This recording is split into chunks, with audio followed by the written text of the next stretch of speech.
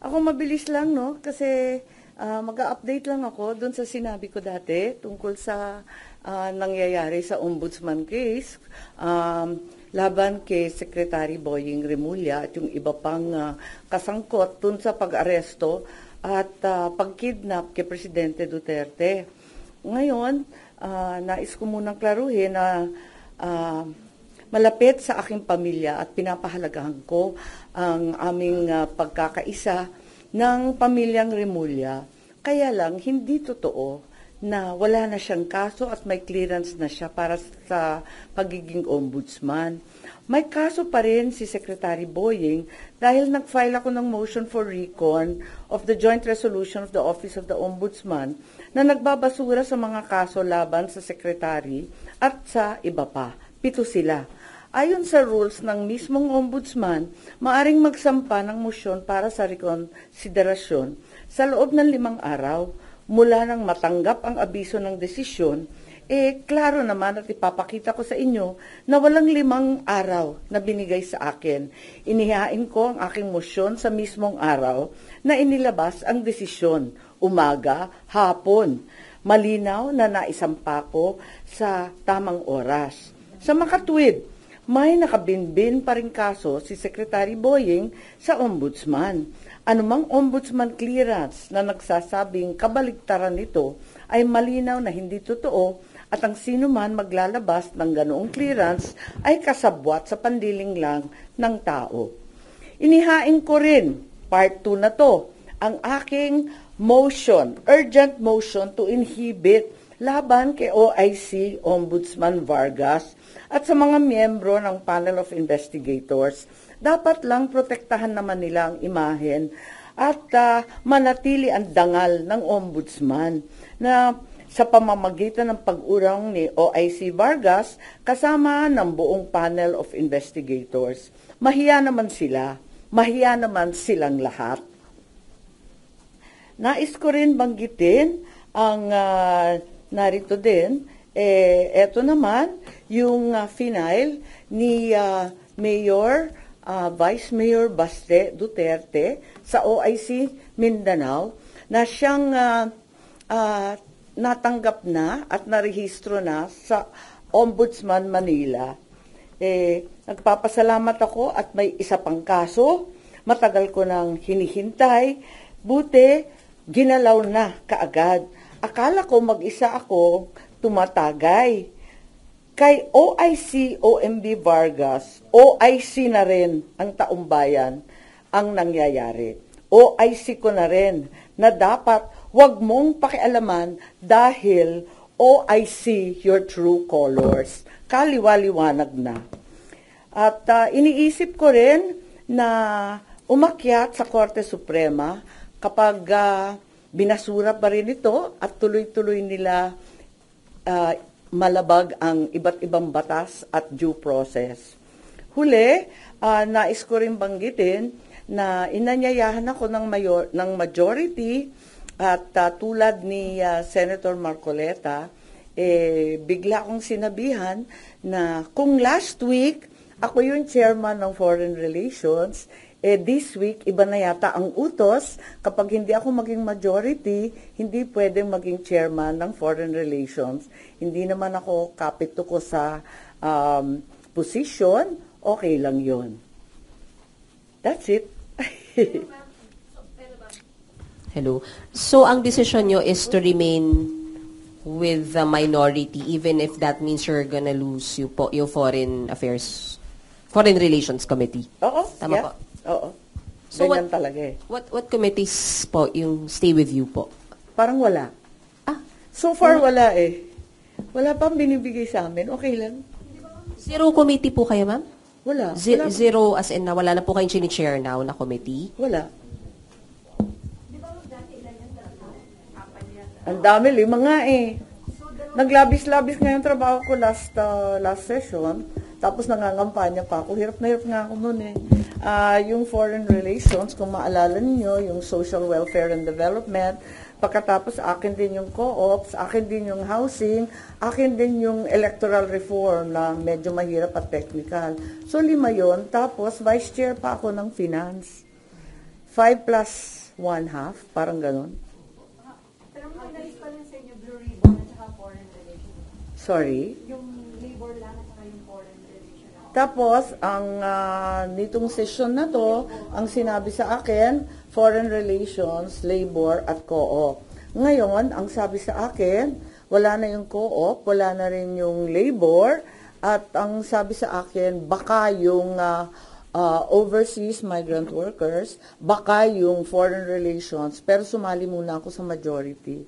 Okay lang. Ganyan talaga ang buhay. Sanay ako sa minority. Sanay ako sa oposisyon. You're not open to join the majority. Parang nakakahiya naman, babae kang tao. Pag sinabi ng jowa mo, ayaw ko na sa'yo, magpupumilit ka pa. So, how do you see it na wala po kayong i-chair na committee? Hindi ho ba parang nakukulangan kayo sa inyong gagawin? Ngayon, at least under this Congress? Okay na rin yun. Mag-e-eksena na lang tayo ng kung ano-ano dyan sa plenaryo. Sanay naman ako tagal-tagal namin sa Congress, lagi akong oposisyon. So anyway, sana mabigyan din ng konti itong issue sa ombudsman. Ito talaga ang huling hantungan ng hustisya para sa mga naglabag sa batas na ating mga government officials. Wala nang tatakbo ang iba kundi yung ombudsman. Pag talagang binastos na at talagang ginawa ng politika ang ombudsman, wala na talaga tayong uuwian. Apakalungkot naman ito. At sinabi na nga, OIC lang. OIC na nga talaga your true colors. So, ma'am, sabi niyo nga, parang hindi niyo tatantanan, mag-aasaran kayo hanggang katapusan. So, sabi niyo, aakit kayo hanggang Korte Suprema, just in case? Malamang. Kasi wala na akong tatakbuhan dahil kung yung ombudsman, talagang na-corrupt na rin, na flood control na rin, ay wala tayong pupuntahan kundi yung Supreme Court.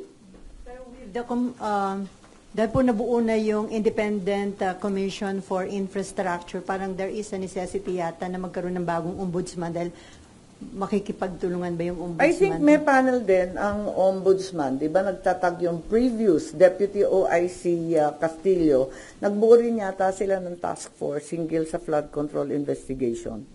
Pero tuloy-tuloy pa rin, di ba? Inanunsyo naman ni Senator Ping Lacson at pati ng congressman na tuloy-tuloy pa rin ang flood control investigation sa dalawang level ng Kongreso. So walang necessity na may ma-appoint na agad na ombudsman, ma? Well, parating maganda kung walang puwang, pero kung pipilitin naman at pipilitin, sa totoo lang meron naman kasi may regular rules. Pero ang balita, yung Deputy OIC na babae, yung si Castillo, hindi daw cooperative. Kaya biglang nailagay itong OIC Vargas. Nalulungkot ako kasi talagang umaasa tayo sa ombudsman, lalong-lalo na sa mga panahong ito na umiira lahat ng report tungkol sa corruption.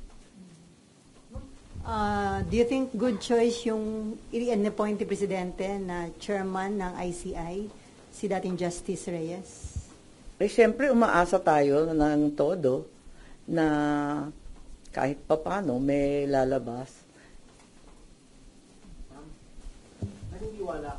Ang lapsa ng sagot ko, no? Sorry. Walang kabuhay-buhay. Ma'am, the President said that the Speaker will not be spared from the investigation of the ICI. Naniniwala ka ba dyan?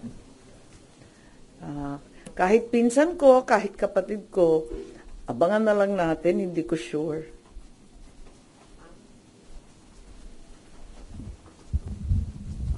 Ma'am, sorry, related lang po. Ma'am, you reposted a post from the election period. Yung pong sinabi nyo, hindi ito gobyernong Marcos, kundi gobyernong Romualdez at Araneta. May we know why you reposted the video yesterday? Wala, pinapaalala ko lamang na matagal ko nang sinasabi to. Maraming nalilito kung bakit ako ay tumututol sa napakaraming linalabas na polisiya ng aking kapatid. Tulad ng sinasabi ko, mahal ko ang aking kapatid. Hindi magmamaliw yan kailanman. Kaya lang, hindi ito ang turo ng aking ama. Kung buhay yung tatay ko, kaya ako pumunta sa puntod, sa libingan, talagang masasabon kami ng bonggam-bongga. Hindi talaga siya papayag ng ganito. Last na lang po. Ma'am, nakausap niyo na po ba yung kapatid niyo ever since nagsimula to yung mga flood control? Wala. Hindi na kami nagkikita. Hindi ako kumbidado sa Ilocos. Noong September 11. Okay lang kasi gusto ko naman pumunta sa talagang festehado. Yung tatay ko naman ang may birthday, di puntahan sa puntod. At saka kasama ko, masaya. Masaya kasi lahat ng matatanda, nandun yung one and only Prime Minister of the Republic of the Philippines, si Cesar Birata, sina Jimmy Laya, sina Jerry Sikat ng dating NEDA na makapangyarihan at malaki. Lahat yun. Tapos yung mga dati niyang general, sumaludo pa nga, nakakatuwa nga ang tatanda na nila. So, masaya naman kami. Enjoy nga At saka maraming kinain ng mga Ilocano food. Ma'am, over the weekend lang, umugong yung posibilidad daw na magkaroon daw ulit ng coup. And being part of the minority, sinasabing Senator Alan daw yung papalit. May ganyan bang usapan? Ang narinig ko yung interview, di ba interview ni na Senator Soto yun at saka si Senator Ping, di naman ang galing sa amin Di ba? What about, ma'am? Hindi yung sinasabing fake news. What are you asking? Di ba yung sinasabi mong fake news na magkakaroon ng kudeta ng kudeta? Parang ganun. Pero nagkaroon po ba ng pag-uusap sa minorya na magpapalit po muli ng liderato? Hindi. Walang pinag-uusapan na ganun. Ang pinag-uusapan lang namin is staying alive. Ayan, yung mga reference po namin, puro dekada 1990. Ano ba yun? Kay Billy Ray Cyrus, Achy Breaky. Di ba Miley na ngayon? Sorry Nag-react lang si Senator King, ma'am, doon sa lubat sa isang Davao-based, ano ba yan? Ano? Oo, parang may isang TV, ano ba yun? Sino daw nagsabi? Hindi ko alam Lumabas, ma'am, doon sa isang naka-base sa Davao na Ano raw sinabi? Digital News Network. Ano Na daw? sinabing, yun nga, magkakaroon ng another changes sa Senate leadership. Counter-coup daw po. Ay, yung counter-coup. Nakakuha na daw na number. Kung merong ganon, yung unang coup na naging minority na nga kami, hindi ko alam. Ito, kung magkukuna ulit, hindi ko na naman alam. Ang babaeng clueless ang title ko. Po. So far po, satisfied pa po tayo sa liderato ni SP Soto or may talks na po tayo na baka anytime soon may dissatisfaction na kailangang i-address from the minority? Wala naman. 1 linggo pa lang Nayayanig pa nga kami Hanggang ngayon, parang nagulat kami. Talagang nagulanta kami. I had no idea. Pero tama yung sinasabi ni Senator Ping, huwag minosen yung minority dahil 9 kayo against 15, so madaling makakuha ng numero para magkudeta. Kanya-kanyang level ng kapraningan. Pero you agree with that, ma'am, na hindi kayo dapat maliitin. At least the numbers that you have 9. Well, it's the largest minority in the recent history of the Senate, I'm told. Pero hindi ba masisira yung image ng Senate as institution kung magpapalit-palit, ganun kadalas magpalit ng Senate leadership? Parang masaya. Instead mag-focus. Ha? Ay, oo. Hindi, shuffle lang naman. Sir, ma'am, how do you feel there was a member ng minority ang inakusahan na involved allegedly sa anomalous flood control? Well, I've maintained the same position ever since. Dapat imbestigahan lahat. Kasama, kasangga, nabanggit ko nga si Secretary Remulla, matalik na kaibigan at matagal na kaalyado ng aking pamilya mula pa nung panahon ng mga ama namin. Pero kung mali na talaga, itama ang mali at talagang kinakailangan ipaglaban ng tama.